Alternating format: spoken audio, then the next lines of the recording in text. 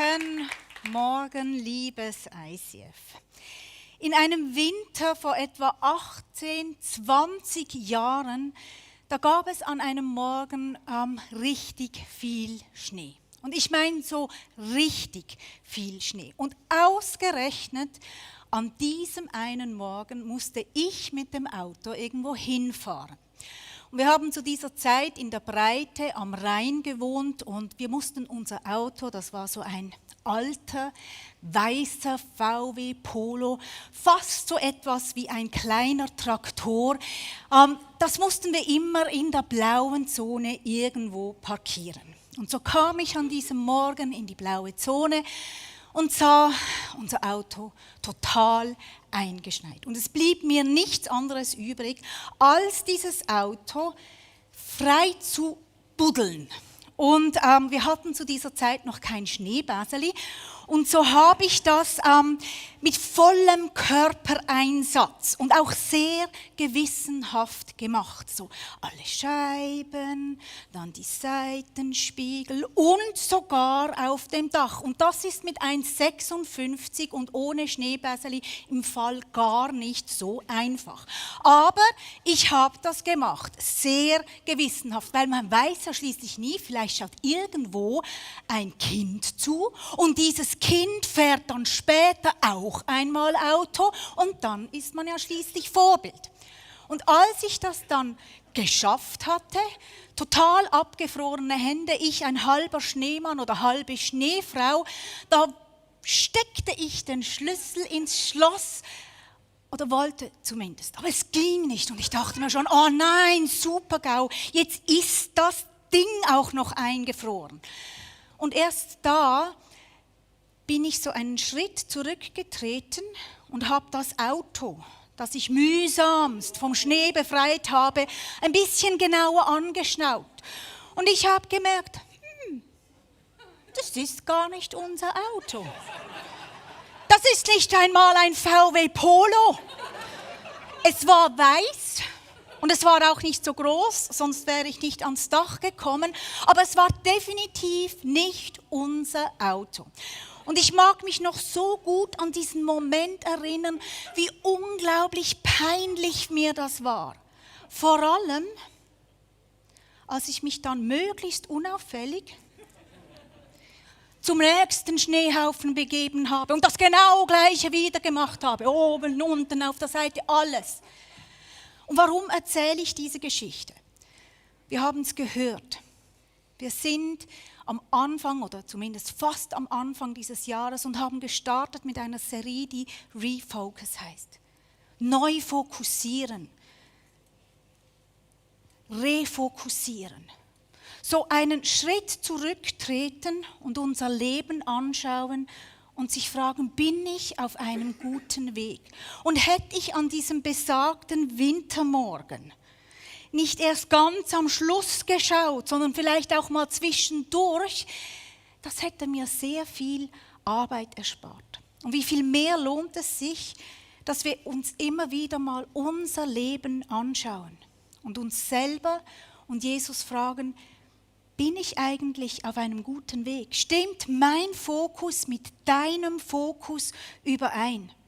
Und mir gefällt, dass der Titel Refocus heißt. Neu fokussieren, refokussieren. Weil mit Jesus unterwegs sein, das heißt nicht, dass wir uns einmal für ihn entscheiden, einmal den richtigen Fokus setzen und dann läuft die Geschichte wie geschmiert. Nein, mit Jesus unterwegs sein heißt, sich immer wieder zu fragen und immer wieder neu auf Jesus zu fokussieren. Und zu merken, ich glaube, da habe ich das Ziel aus den Augen verloren. Da brauche ich einen Refocus. Und so ging es auch den Jüngern. In Markus 10 wird beschrieben, wie Jesus zum 3. Mal mit den Jüngern über seinen Tod redet. Und in eindrücklichen Worten beschreibt er den Jüngern, wie er verspottet, wie er ausgepeitscht, wie er gedemütigt, angespuckt und wie er schlussendlich sterben wird. Und er redet darüber, wie er aber auch wieder auferstehen wird. Und es fügt sich da so ein Puzzlestein nach dem anderen zusammen. Und den Jüngern wird immer mehr klar und offenbar, was Gott da für einen unglaublich großen und umfassenden Plan mit Jesus, seinem Sohn und uns Menschen hat.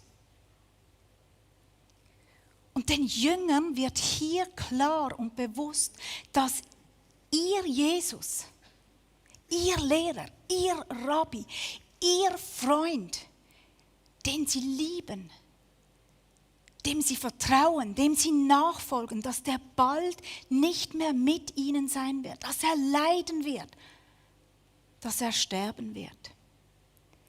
Und in diesem Moment kommen Johannes und Jakobus, das waren Brüder. Und sie waren zwei der Jünger, über die man sagt, dass sie Jesus besonders nahe standen. Und sie kamen mit einer Bitte zu Jesus, mit einer Frage. Und die Frage, die sie stellten, die war nicht: Geliebter Jesus, wie können wir dich in dieser schweren, wie können wir dich in dieser dunklen Zeit unterstützen? Es war auch nicht: Jesus, kannst du uns noch einmal zusammenfassen, was dir am allerwichtigsten ist? Was ist dein Auftrag für uns, wenn du nicht mehr da bist? Wie können wir das, was du begonnen hast, weiterführen? Nein, ihre Frage, ihre Bitte war, es heißt in Markus 10, Jakobus und Johannes, die Söhne von Zebedäus, gingen zu Jesus und sagten: Lehrer, wir möchten, dass du uns eine Bitte erfüllst. Was wollt ihr? Fragte Jesus. Und sie antworteten: Wenn deine Herrschaft begonnen hat, dann gewähre uns die Ehrenplätze rechts und links neben dir. Jesus redet über seinen Tod, redet über sein Leiden, redet über die Auferstehung und sie fragen: Jesus, wenn du dann im Himmel bist und wir dann auch kommen, können wir abmachen, dass wir die allerwichtigsten super-duper Plätze haben, so gerade links und rechts neben dir? Irgendwie nicht ganz passend. Und die anderen Jünger, die ärgerten sich. In einigen Übersetzungen heißt es, sie waren empört. Aber es steht nicht, über was sie empört waren. Haben sie sich geärgert, dass Johannes und Jakobus eben eine so unpassende Frage gestellt haben, nach fast 3 Jahren mit Jesus unterwegs sein, so im Sinne von: Come on, habt ihr eigentlich nicht verstanden, um was es geht? Könnte sein. Ich habe aber schwer den Verdacht, und mit mir viele Bibelauslegerinnen und Bibelausleger übrigens auch, dass sie sich geärgert haben und dass sie empört waren, dass dann die 2 neben Jesus sitzen würden. Und die anderen Jünger waren da und dachten: Ja, aber was ist denn mit mir? Warum ausgerechnet der Johannes und der Jakobus? Und ich will aber auch neben dir sitzen. Und wenn das nicht geht, dann sitze ich halt auf deinem Schoß. Auch gut. Oder wir wechseln ab. Jeder ganz genau einen Tag. Und das machen wir bis in Ewigkeit. Immer so. Irgendwie hat das ein bisschen was von Kindergarten. Und Jesus nutzt den Moment, um seinen Jüngern, wie ich finde, sehr geduldig und gnädig, noch einmal klar zu machen, um was es in einem Leben mit ihm geht. Er nutzt den Moment für einen Refocus. Es heißt da rief Jesus alle zusammen und sagte: Ihr wisst, wie die Großen und Mächtigen dieser Welt ihre Völker unterdrücken. Wer die Macht hat, nutzt sie rücksichtslos aus.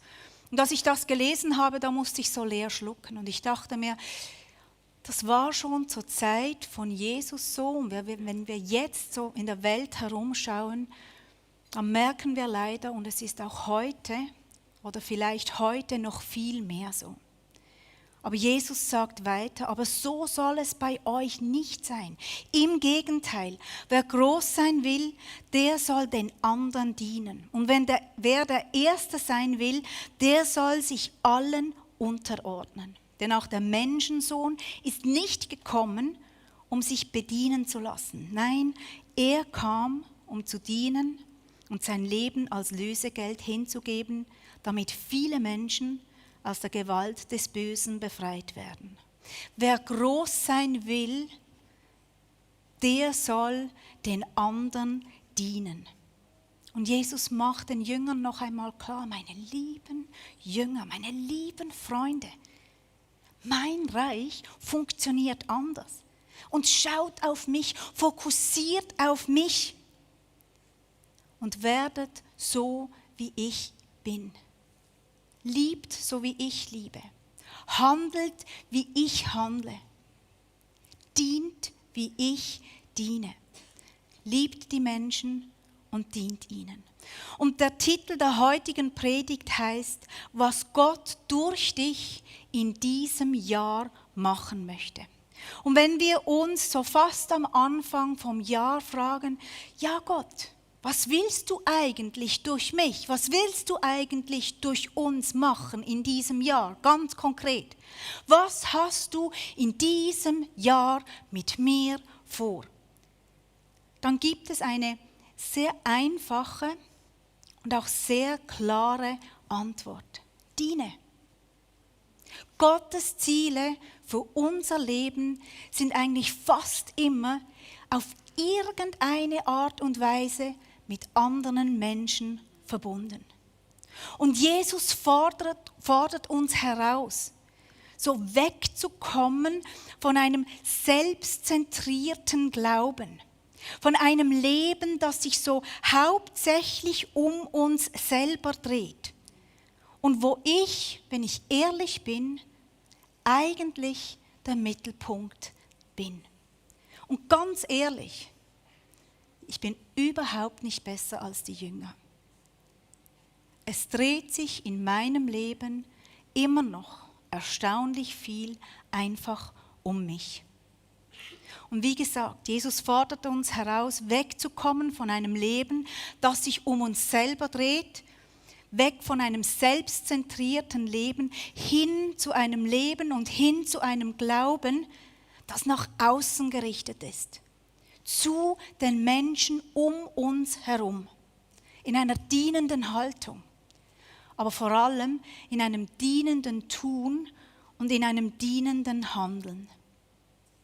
Wenn wir unsere Augen auf Jesus ausrichten, es stand vorher so, fixing our eyes on Jesus. Wer Jesus anschaut, der kann nicht nur bei sich selber stehen bleiben. Und ich sage ganz bewusst, nur bei sich selber. Ich werde nicht unwichtig. Und ich muss mich auch nicht vernachlässigen.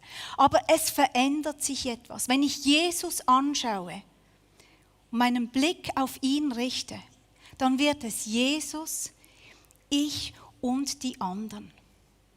Und vielleicht geht es einigen hier drinnen, wie es mir so oft geht, wenn ich eine Predigt höre, zu geben oder zu dienen. Irgendwie kommt es mir vor, als hätte ich so eine eingebaute Fehlfunktion in meinem Ohr oder so ein eingepflanzter, elender Bug in meinem Hirn.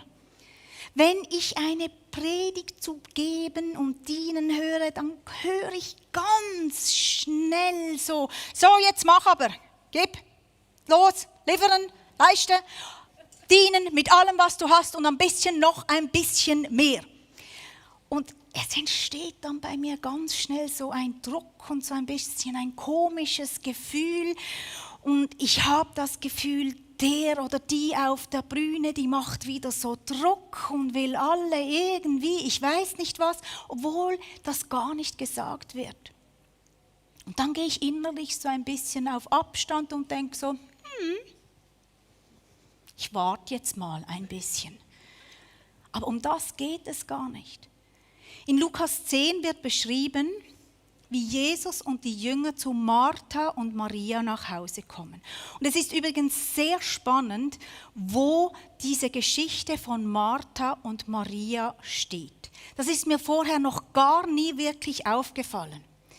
Die Geschichte von Martha und Maria, die steht direkt, unmittelbar, gerade nach dem Gleichnis vom barmherzigen Samariter. So der barmherzige Samariter, der Inbegriff vom selbstlosen Dienen. Der Inbegriff von einem Menschen, der sich eben nicht nur um sich selber dreht, der nicht bei sich selber stehen bleibt, sondern der barmherzige Samariter, der den anderen oder dem anderen dient. Und der barmherzige Samariter, so ein Gleichnis mit einer so klaren Aufforderung, mit so einer so klaren Botschaft an uns, dass wir dem Nächsten dienen sollen. Und gerade nachher kommt die Geschichte von Martha und Maria. Und Jesus kommt, also mit seinen Jüngern, in das Haus von Martha und Maria, und es wird beschrieben, wie Martha wie vom Bienenli gestochen die ganze Zeit mit der Bewirtung ihrer Gäste beschäftigt war. Die ging hin und her und das und machte nichts anderes. Es steht in einer Übersetzung, sie war mit vielem Dienen beschäftigt. Genau das, was Jesus sagt, dient einander. Und ihre kleinere Schwester Maria, die hatte die Frechheit und die saß einfach bei den Füßen von Jesus, schaute ihn an und hörte ihm zu. Und Martha, die kam mit so einem Hals, ich kann mir sie förmlich vorstellen, kam sie zu Jesus. Jesus, könntest du bitte meiner lieben Schwester Maria sagen, dass sie gefälligst ihren Allerwertesten lüpfen soll und mir in der Küche helfen soll, weil es gibt noch ganz viel zu tun. Maria. Und Jesus antwortete, Martha, Martha, du hast so viel Sorge und Mühe. Und ich habe diese Stelle bis anhin immer so gelesen und ich habe das auch in Predigten so gehört, im Sinn von Martha, Martha. Du hast so viel Sorge und Mühe. Als würde Jesus Martha zurechtweisen. Aber ich habe keine Übersetzung gefunden, wo Jesus sie zurechtwies. Er antwortete ihr. Und ich habe zum ersten Mal so eine große Liebe in diesem Martha, Martha, meine liebe Martha, du hast so viel Sorge, du hast so viel Mühe. Das habe ich zum ersten Mal gehört. Du hast so viel Druck, du hast so viel Stress mit deinem Dienen. Aber meine liebe Martha, um das geht es mir gar nicht. Und er sagt dir, eins aber ist Not. Maria hat das gute Teil erwählt. Meine liebe Martha, das, was Maria macht, das ist nötig. Maria braucht das. Und Martha, du brauchst das auch. Wir brauchen das auch. Dienen fängt dort an und hört dort auf, wo wir Jesus anschauen, wo wir ihm zuhören, wo wir uns füllen lassen, wo wir uns lieben lassen, wo wir uns prägen lassen. Und dann daraus ein Dienen entsteht, ohne Druck und ohne Stress. Und mit dem sage ich nicht, und Jesus sagt das auch nicht, ich habe es mir anders überlegt. Das mit dem barmherzigen Samariter und das mit der Bergpredigt sowieso, dem ganzen Dienen, völlig übertrieben, lassen wir das sein, da streichen wir alles. Nein, Dienen und Jesus, das gehört zusammen. Und Martha macht alles richtig, wenn sie dient. Aber der Druck und die Sorge, die Last, das gehört nicht dazu. Weil Dienen geht nicht ohne erfüllt und ohne geliebt zu sein von Jesus. Und ja, dienen, das ist immer wieder anstrengend. Und dienen, das hat seinen Preis. Und dienen kann manchmal eine Last sein. Dienen kostet etwas. Wenn wir Jesus anschauen, dann sehen wir, ihn hat sein Dienen, sein Leben gekostet. Aber dienen soll nicht aus einem Druck und aus einem Stress heraus entstehen, sondern soll dort entstehen, wo wir Jesus anschauen, wo er unser Herz füllt, liebt und prägt und dann ein Dienen aus Liebe entstehen kann und wachsen kann. Und die Geschichte von Martha und Maria, die kann auch so gelesen werden als zwei Schwestern. Das sind zwei Seiten von einem. Zwei Seiten von unserem Leben und beides gehört zusammen. Nebeneinander, miteinander. Und das führt manchmal zu Spannung. Und wir müssen, wir dürfen, wir sollen zu den Füßen von Jesus sitzen, uns füllen lassen, uns dienen lassen, es uns gut gehen lassen, aber es kann nicht dort stehen bleiben. Es ist eben nicht nur Jesus und ich, sondern Fixing Our Eyes on Jesus heißt Jesus, ich und die anderen. Letzte Weihnachten, da bin ich am 24. Dezember, so um die Mittagszeit herum, bevor alles losgegangen ist, da bin ich noch kurz ins Fitness. Und da war ich auf dem Laufband und habe irgendetwas gesucht, was mich da ein bisschen ablenken könnte auf diesem Laufband. Aber das ist gar nicht so einfach, am 24. Dezember etwas einigermaßen Vernünftiges zu finden. Da gibt es viele Schneeflocken und zuckersüße Kinderchöre oder Schlagerweihnacht. Oder ich bin dann beim Film Der kleine Lord hängen geblieben. Ich weiß nicht, wer den Film von euch kennt, aber ich glaube, der läuft seit ungefähr 1000 Jahren immer in der Weihnachtszeit. Wie übrigens auch der tschechische oder die tschechische Version von Aschenbrödel. Und mein lieber Mann, der war als Kind und auch noch ein bisschen länger unsterblich in die tschechische Aschenbrödel verliebt. Das war natürlich bevor er mich kennengelernt hat. Jetzt, ja genau, jetzt bin ich seine Prinzessin, jetzt reite ich auf dem Pferd durch den Schnee. Sieht einfach nicht so elegant aus. Aber ich bin beim Film Der kleine Lord hängen geblieben. Und ich habe bis jetzt, den habe ich noch nie ganz gesehen. Ich musste immer nach relativ kurzer Zeit umstellen, weil es mir einfach ein bisschen too much war. Aber vielleicht gibt es Leute hier drinnen, für die gibt es kein Weihnachten ohne Der kleine Lord. Und ich kann denen jetzt ein bisschen nachfühlen. Weil diese Weihnachten, ich weiß nicht, woran es lag, an der Weihnachtsstimmung, an meinem Alter und den Hormonen oder vielleicht wirklich am tatsächlich großartigen Film. Fakt ist, ich bin so auf diesem Laufband und ich bekomme immer wieder so ein bisschen feuchte Augen. Und dann bekommt der Moment, wo die Mutter zu ihrem Sohn, eben dem kleinen Lord, sagt, jeder Mensch sollte mit seinem Leben die Welt ein ganz klein wenig besser machen. Und die Mutter, die hat das gemacht. Die hat in dieser sehr, sehr armen Dorfgemeinschaft, die übrigens so arm war, weil das ein böser, griesgrämiger, kaltherziger, egozentrischer, alte Lord war, das ist eben der Großvater vom kleinen Lord, und die hat dort gedient, die hat dort geholfen, den Menschen immer wieder, jeden Tag. Und der kleine Lord, der hat das so weitergeführt. Und sogar das Herz vom alten Lord hat sich verändert. Und ich wusste ja da schon, dass ich heute diese Predigt halten werde. Und dieser Satz, der ist mir irgendwie nicht mehr aus dem Kopf gegangen. Jeder Mensch sollte mit seinem Leben die Welt ein ganz klein wenig besser machen. Und ich habe mir dann so weiter überlegt, hey, wie viel mehr heißt das für uns als Nachfolger und Nachfolgerinnen von Jesus?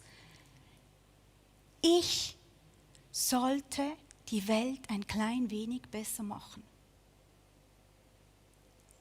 Ich sollte dem Nächsten dienen und so die Liebe von Jesus weitergeben.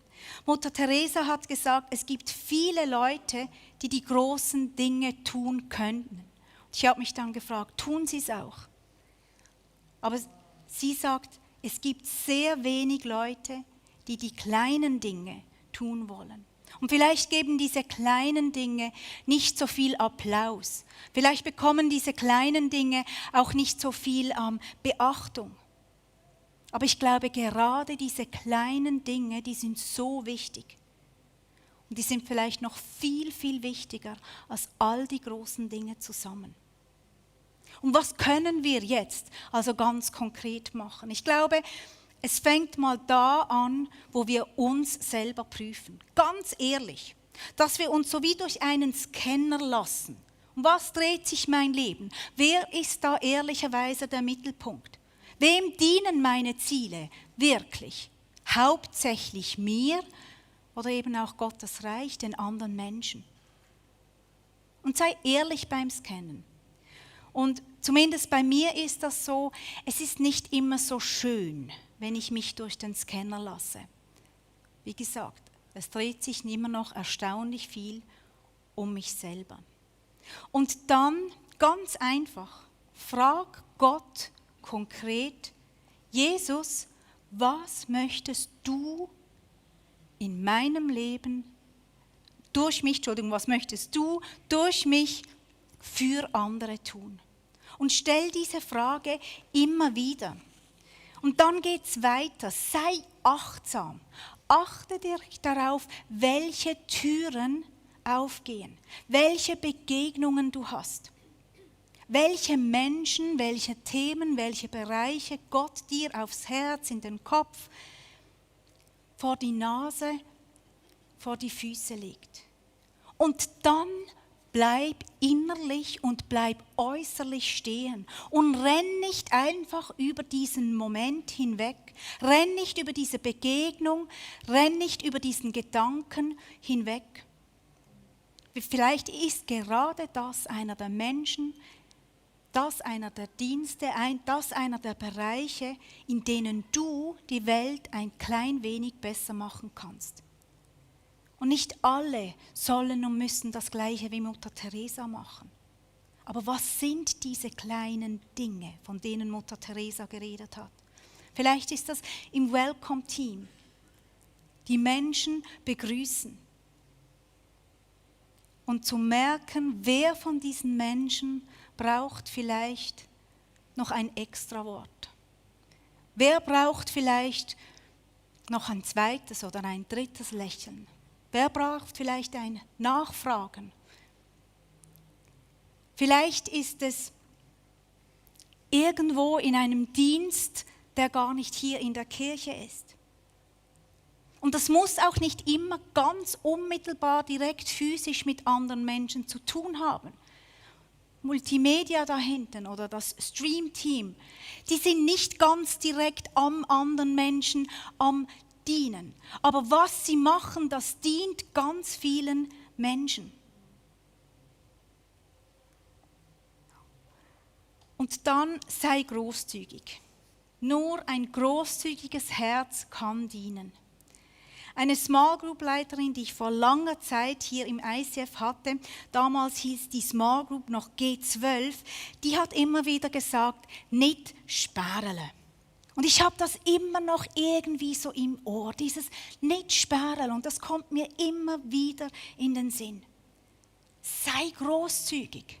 Lass uns großzügig sein mit unserer Zeit, wenn du kannst. Lass uns großzügig sein mit deinen Begabungen, mit deiner Leidenschaft.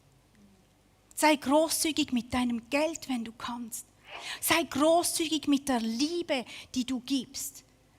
Mit Menschen sehen und sie wirklich wahrnehmen. Sei großzügig mit Menschen beachten, ihnen zuhören. Sei großzügig mit Lob und Anerkennung. Der barmherzige Samariter, der war achtsam. Der hat sich unterbrechen lassen dort in seinem Vorhaben, das er hatte. Der wollte eigentlich weiterreisen.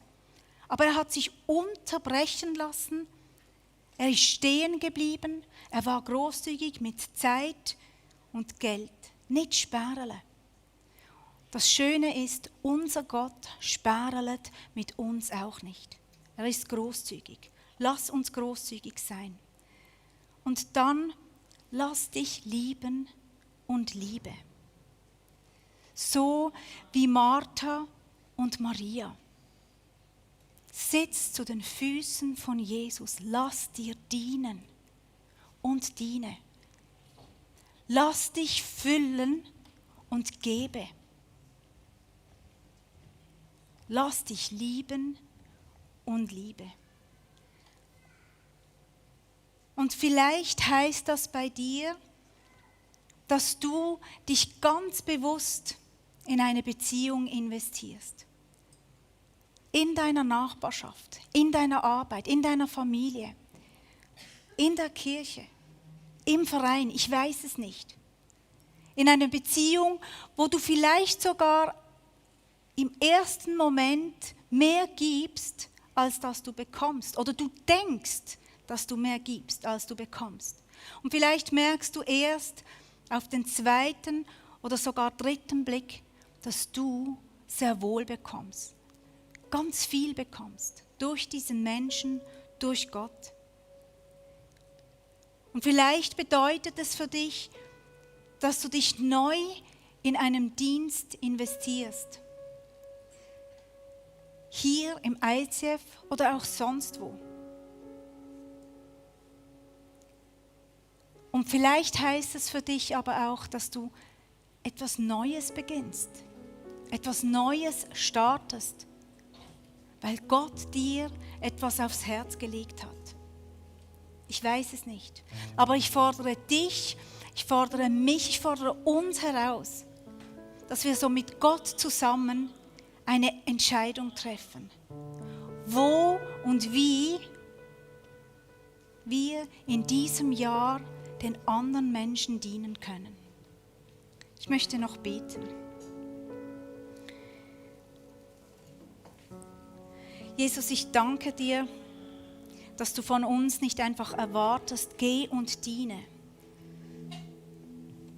sondern ich danke dir, dass du uns vorgelebt hast, was das bedeutet zu dienen. Und ich danke dir vor allem, dass du uns heute noch immer dienst, Tag für Tag, dass du uns liebst.